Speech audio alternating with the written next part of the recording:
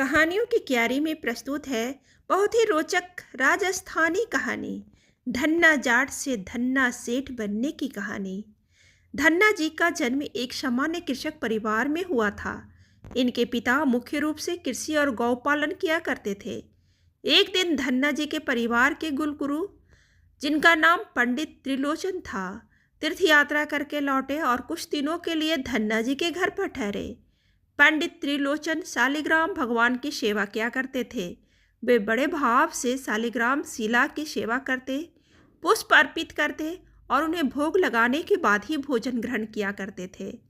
बालक धन्ना पंडित जी को यह सब करते हुए देखता था। उसे भगवान की यह सेवा बहुत पसंद आई। कुछ दिनों बाद जब पंडित जी जाने लगे, तब बालक धन्ना पंडित जी के शालिग्राम भगवान के लिए जिद करने लगा। मुझे ठाकुर जी चाहिए, मुझे ठाकुर जी ही चाहिए। परंतु पंडित जी अपने ठाकुर जी छोटे से बालक को कैसे दे सकते थे। धन्ना जी को उनके माता पिता ने बहुत समझाया, परंतु धन्ना जी नहीं माने। अंत में लोगों ने पंडित जी से कहा, अरे यह तो बालक है, इसे शालिग्राम जैसा कुछ और देकर बहका दो। अगले दिन पंडित जी नदी में स्नान करने गए। वहाँ से वे एक गोल मटोल थोड़ा बड़ा सा काले रंग का पत्थर ले आए। तब वे धन्ना जी के पास आकर बोले, मैं तुम्हें अपने ठाकुर जी दे दूंगा, लेकिन मेरे पास दो ठाकुर जी हैं, बड़े ठाकुर जी और छोटे ठाकुर जी। तुम्हें कौन से ठाकुर जी चाहिए? धन्ना जी ने झट से जवाब दिया, मुझे तो बड़े ठाकुर जी चाहिए। पंडित जी भी यही चाहते थे। पंडित जी ने धन्ना जी को वह बड़ा काला पत्थर बड़े ठाकुर जी बताकर दे दिया। ठाकुर जी को पाकर धन्ना जी बहुत प्रसन्न हो गए। वे बड़े भाव से उनकी सेवा करने लगे। धन्ना जी गायें चराने खेतों में जाते तो ठाकुर जी को अपने साथ ले जाते। धन्ना जी की माँ ने उनको बाजरे की रोटी, साग, अचार और गुड़ खाने को दिया। अब धन्ना जी ने निश्चय किया कि वे भी पंडित जी की तरह ठाकुर जी को भोग लगाने के बाद ही भोजन ग्रहण करेंगे। धन्ना जी ने खेत में बहुत प्रेम से ठाकुर जी को पुकार कर भोग लगाया, परंतु ठाकुर जी भोग लगाने नहीं आए। धन्ना जी ने निश्चय किया, जब तक ठाकुर जी स्वयं प्रकट होकर भोग नहीं लगाते, वे भी भोजन ग्रहण नहीं करेंगे। जब ठाकुर जी ने धन्ना जी की रोटी का भोग नहीं लगाया, तो धन्ना जी ने शाम को वह रोटी गाय को खिला दी। 3 दिनों तक ऐसा ही चलता रहा। न ठाकुर जी भोग लगाते और न धन्ना जी भोजन ग्रहण करते। चौथे दिन धन्ना जी की माता जी फिर से रोटी लेकर आई।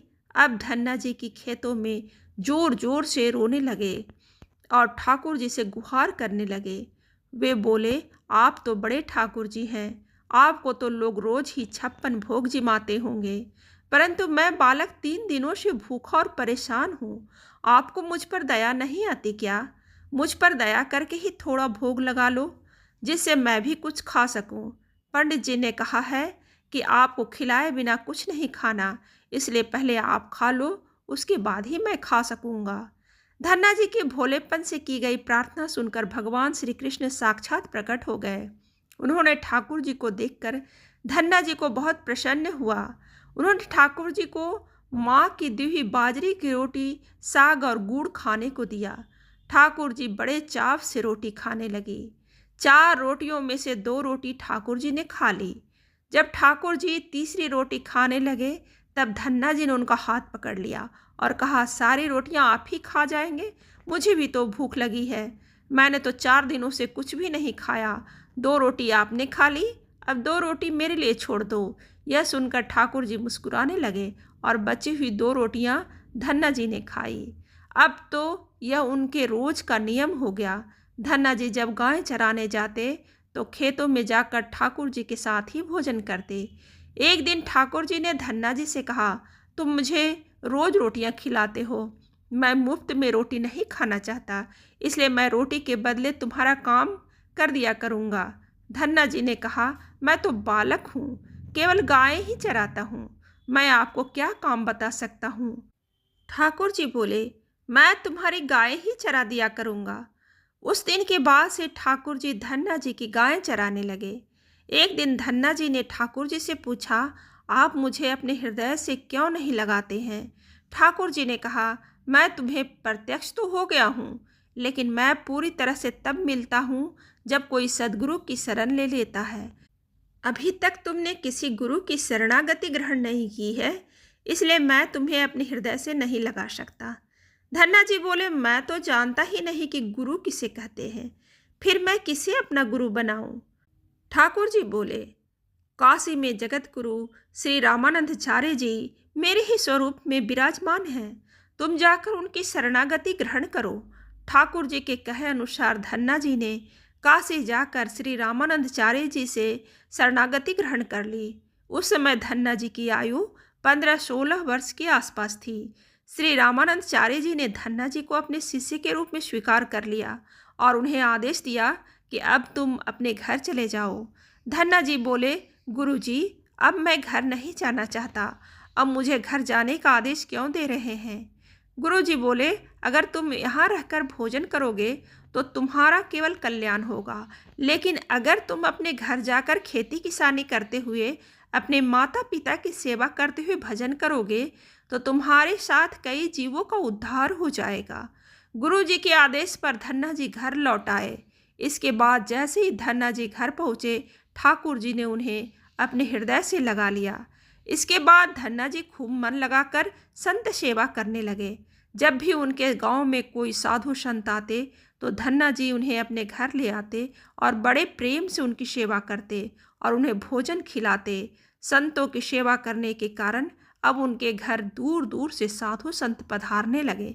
धन्ना जी उन सभी का बड़े प्रेम से आदर सत्कार करते और उन सभी को भोजन कराते थे। एक दिन धन्ना जी के पिताजी ने उनसे कहा, देखो भाई, हम लोग गृहस्थ लोग हैं। यदि महीने में एक आध बार कोई साधु आ जाए तो हम उनकी सेवा भी कर दें और उन्हें भोजन भी करा दें, लेकिन तुम्हारी इन साधुओं से ऐसी दोस्ती हो गई है कि हर दूसरे दिन कोई ना कोई साधु चला आता है और अपने साथ एक दो और काम ले आता है। यह ठीक नहीं है। हम अपनी खेती बाड़ी का काम करें या इन साधुओं की सेवा करें। तुम तो अभी बालक हो, कुछ कमाते नहीं। तुम्हारा पालन पोषण भी हम ही करते हैं और ऊपर से तुम इन साधुओं को बुला लेते हो। इस प्रकार इन निठल्ले साधुओं की सेवा करना ठीक नहीं है। इसलिए एक बात कान खोलकर सुन लो। आज के बाद यदि तुम किसी साधु को घर लेकर आए तो मैं उन्हें घर में घुसने नहीं दूंगा। तुम्हें साधु की सेवा करनी है तो पहले कुछ कमाई करो, फिर अपनी कमाई से साधु सेवा करना। पिताजी की बात सुनकर धन्ना जी उदास हो गए और चुपचाप खड़े हो गए। तब पिताजी ने धन्ना जी को डांटते हुए कहा, आज के बाद किसी साधु को घर लेकर मत आना और जाओ खेतों में गेहूं बो कर आओ। खेत तैयार है, बोरियों में बीज का गेहूं रखा है, इसे बैलगाड़ी में ले जाओ और खेत में बो दो। धन्ना जी ने बैलगाड़ी में गेहूं की बोरियां रख ली और खेत में बोने चल दिए। धन्ना जी थोड़े दूर ही चले थे, उन्हें मार्ग में 5-6 साधु संतों की टोली आती दिखाई दी। धन्ना जी ने बैलगाड़ी से उतरकर उन्हें साष्टांग प्रणाम किया। संतों ने धन्ना जी को आशीर्वाद दिया और पूछा, बेटा, इस गांव में धन्ना जी का घर कौन सा है? सुना है वे जगत गुरु श्री रामानंदाचार्य जी के शिष्य हैं और बहुत छोटी उम्र में ही उन्होंने भगवान का दर्शन प्राप्त कर लिया है। हम भी उनका दर्शन करना चाहते हैं। यह सुनकर धन्ना जी संकोच में पड़ गए और वे हाथ जोड़कर बड़ी विनम्रता से बोले, महाराज, मुझे ही लोग धन्ना भगत कहते हैं। संत बोले, भगवान ने बड़ी कृपा की, हम जिनसे मिलने आए थे वे यहीं मिल गए। निश्चित ही आप ऐसे भक्त हैं जैसा आपके विषय में सुना था। कितनी विनम्रता है आप में। चलिए आपके घर चलते हैं, वहीं बैठकर आपसे चर्चा करेंगे। धन्ना जी ने सोचा, अभी पिताजी ने साधुओं को घर में लाने से मना किया है। यदि मैं खेतों में बीज बोने के बजाय इन साधु संतों का घर ले गया तो पिताजी आसमान सिर पर उठा लेंगे और इन साधुओं को भी भगा देंगे। तब धन्ना जी कुछ विचार करके बोले, महाराज, अभी घर पर कोई नहीं है, मैं भी खेतों की तरफ जा रहा हूँ, आप भी मेरे साथ वहीं चलिए। संत बोले, ठीक है, हमें तो आपसे मिलना था, जब आप जहाँ ले चले हम वहीं चलेंगे। फिर धन्ना जी उन सभी को अपने खेत में ले गए। खेत में एक पेड़ के नीचे बने चबूतरे पर साधुओं को बैठा कर बोले, महाराज, आप यहीं पर कुछ देर विश्राम कीजिए। तब तक मैं आपके भोजन की व्यवस्था करता हूँ। यह कहकर धन्ना जी वहाँ बैलगाड़ी लेकर चले गए। बैलगाड़ी लेकर धन्ना जी सीधे बनिए की दुकान पर पहुँचे। वहाँ पर उन्होंने बैलगाड़ी में बीज वाला गेहूँ जो खेत में बोने के लिए रखा था उसे बनिए को बेच दिया और उसे दाल बाटी और चूरमा बनाने का सारा सामान खरीद लिया। सामान लेकर धन्ना जी खेत पहुँचे। वहाँ पर उन्होंने संतों के साथ मिलकर बहुत बढ़िया दाल बाटी और चूरमे का प्रसाद बनाया।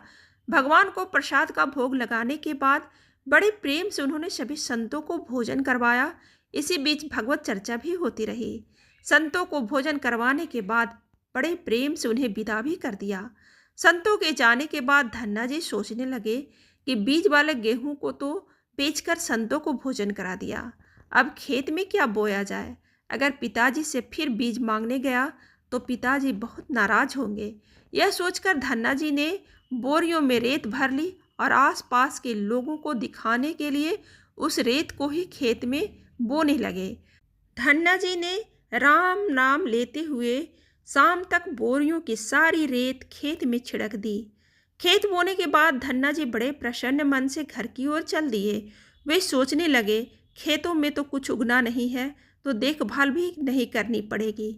घर पर पिताजी ने पूछा, खेत बो आए? धन्ना जी बोले, जी पिताजी बो आया। कुछ दिन बाद धन्ना जी के पिताजी और गांव के कुछ बड़े बूढ़े लोग धन्ना जी के पास आए और बोले, तुमने कैसा खेत बोया है? ऐसी फसल तो हमने अपने जीवन में आज तक नहीं देखी। ऐसा लगता है जैसे गेहूं का एक एक दाना नाप नाप कर एक सुंदर दूरी पर बोया गया है और सारे ही दाने उगाए हैं। इतनी सुंदर फसल तो हमने आज तक नहीं देखी। ये सब तुमने कैसे किया? धन्ना जी सोचने लगे, ये सब उनको ताने मार रहे हैं। खेत में कुछ उगा ही नहीं होगा इसलिए ऐसी बातें बोल रहे हैं। तब धन्ना जी ने स्वयं खेत पर जाकर देखा। वहां जाकर वे आश्चर्यचकित रह गए। उन्होंने देखा जिस खेत में उन्होंने रेत बोई थी वहां पर फसल उगाई थी और ऐसी सुंदर फसल उन्होंने कभी भी नहीं देखी थी। फसल को देखकर धन्ना जी को भगवान की कृपा का एहसास हुआ और उनकी आंखों से आंसू निकल आए। धन्ना जी जोर जोर से रोने लगे। तब धन्ना जी के पिताजी और अन्य गांव वालों ने रोने का कारण पूछा। तब धन्ना जी ने रोते हुए सारी घटना का सुनाई।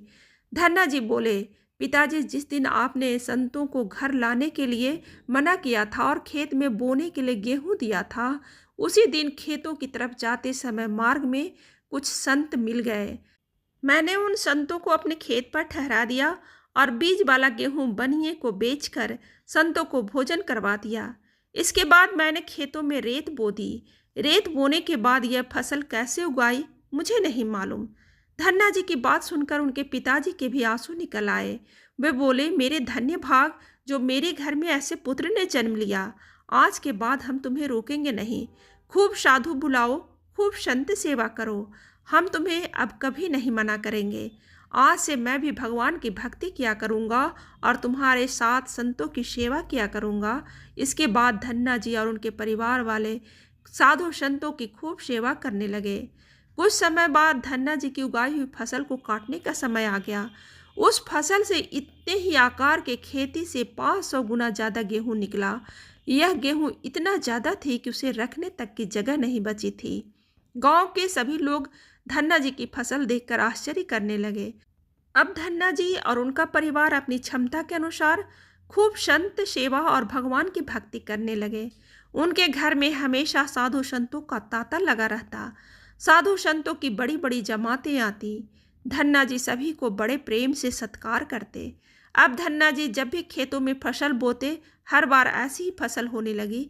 अब धन्ना जी अपने गांव के बड़े किसान बन गए। गांव के सभी लोग धन्ना जी को चमत्कारी संत मानने लगे और उनके खेतों की मिट्टी को भी चमत्कारी मानने लगे। जिन खेतों में पर्याप्त फसल नहीं होती थी वे लोग धन्ना जी के खेतों की मिट्टी ले जाकर अपने खेतों में छिड़क देते।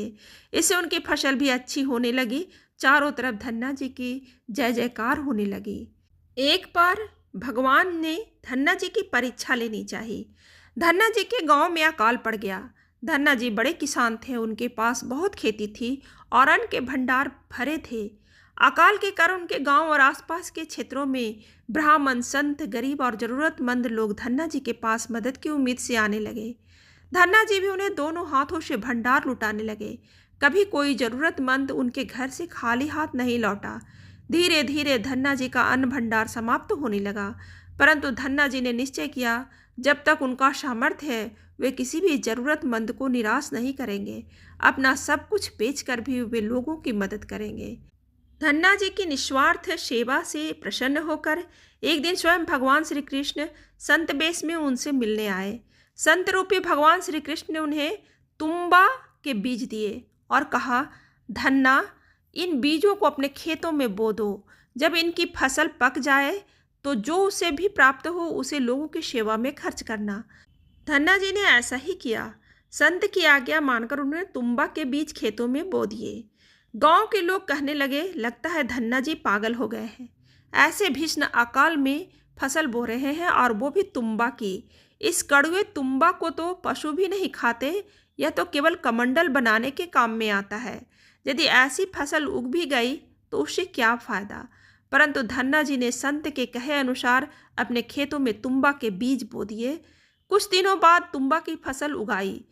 सभी लोग आश्चर्य करने लगे कि ऐसे भीषण अकाल में बिना पानी के कोई फसल कैसे उग सकती है। कुछ ही दिनों में धन्ना जी का खेत हरा भरा हो गया। इस बीच धन्ना जी जरूरतमंदों की सेवा करते रहे। धन्ना जी ने अपना सारा अन्न भंडार सेवा में लुटा दिया। उनके घर में जो फसलों के बीज रखे थे वे भी उन्होंने संतों के भोजन के लिए दान कर दिए। अब उनके पास अपने परिवार के गुजारे लायक भी अन्न नहीं बचा था। गांव के लोग कहने लगे, बड़ा मूर्ख है धन्ना, जो सारा अन्न लुटा दिया, अपने परिवार के लिए भी कुछ नहीं रखा और इसने फसल भी बोई तो तुम्बा की, जिसे खा भी नहीं सकते। धन्ना जी को लोगों की बातों से कोई फर्क नहीं पड़ा। वे तो भगवान का नाम लेते रहे और लोगों की मदद करते रहे। बड़े बड़े फल दिखाई दे रहे थे। धन्ना जी ने सोचा, अब दान करने के लिए तो कुछ है नहीं, अब इन तुम्बा से कमंडल बनाकर संतों को दिया करेंगे। धन्ना जी खेतों में लगे सभी तुम्बा के फल तोड़कर घर ले आए। घर आकर जैसे ही उन्होंने एक तुम्बा को कमंडल बनाने के लिए काटा, उन्होंने देखा कि यह तुम्बा हीरे, मोती, जवाहरात और कीमती रत्नों से भरा हुआ था। तुम्बा को कीमती रत्नों से भरा देखकर धन्ना जी आश्चर्यचकित रह गए। उनके पास तो तुम्बा की पूरी फसल थी। उन्होंने देखा कि सभी तुम्बा के फलों में ऐसे ही कीमती रत्न भरे हुए थे। अब उनके पास इतने कीमती रत्न और जवाहरात हो गए थे जितने किसी राजा के पास भी शायद ही हो। इस प्रकार चमत्कार को देखने के बाद धन्ना जी को उन संत की याद आई जिन्होंने उन्हें तुम्बा के बीज दिए थे। उन संत ने कहा था कि इस फसल से जो भी प्राप्त हो उसे लोगों की सेवा करना। अब धन्ना जी उस धन से लोगों की सेवा करने लगे। वे फिर से दोनों हाथों से लोगों की मदद करने लगे। उस समय वह अकाल कई वर्षों तक चला। उस समय धन्ना जी ने अपने घर में और आसपास के सभी गांवों में लोगों को भोजन करवाने के लिए भंडारे शुरू करवा दिए। आसपास के सैकड़ों गांवों के लाखों लोग वर्षों तक धन्ना जी के भंडारे में 3 समय भरपेट भोजन किया करते थे। धन्ना जी ने अपने जीवन काल में उस धन से कई मंदिर, बावड़ियाँ, तालाब और धर्मशालाएं बनाई और हर तरह से साधु संतों और लोगों की मदद की। इस तरह लोगों ने धन्ना जी को धन्ना सेठ कहकर बुलाने लगे। धन्ना जी जैसा धनी आज तक कोई नहीं हुआ। वे धन और मन दोनों के धनी थे। आज भी उनके ही नाम से अत्यंत धनी लोगों को धन्ना सेठ के नाम से बुलाया जाता है।